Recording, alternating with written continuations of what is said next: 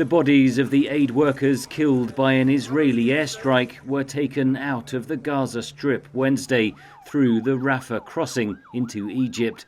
On Monday, the missiles hit a convoy of vehicles being used by the charity World Central Kitchen.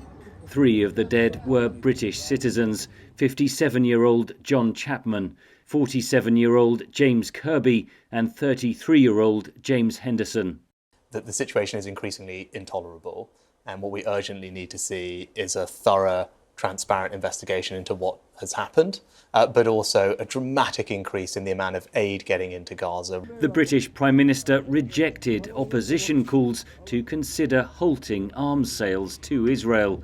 The 3 British victims were providing security for World Central Kitchen through the firm Solace Global.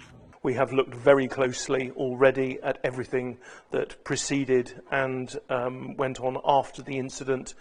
We are completely satisfied that all measures were correctly taken and executed. The other victims included the group's Palestinian driver, along with an Australian, a Polish and a US-Canadian citizen. Their governments have echoed calls for a swift investigation. Israel said Wednesday it did not intend to target the aid workers.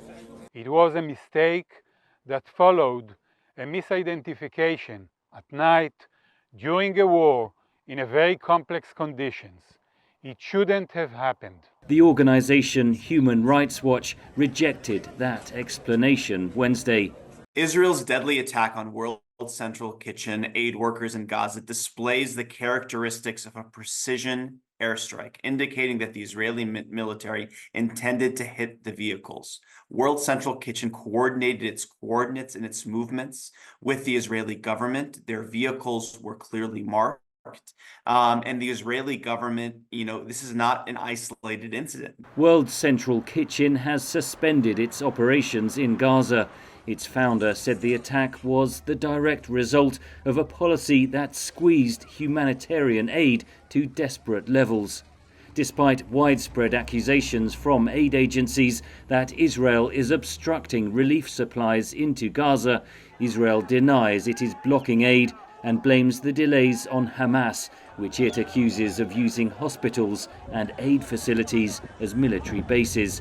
Hamas denies that claim and says Israel is using hunger as a weapon of war.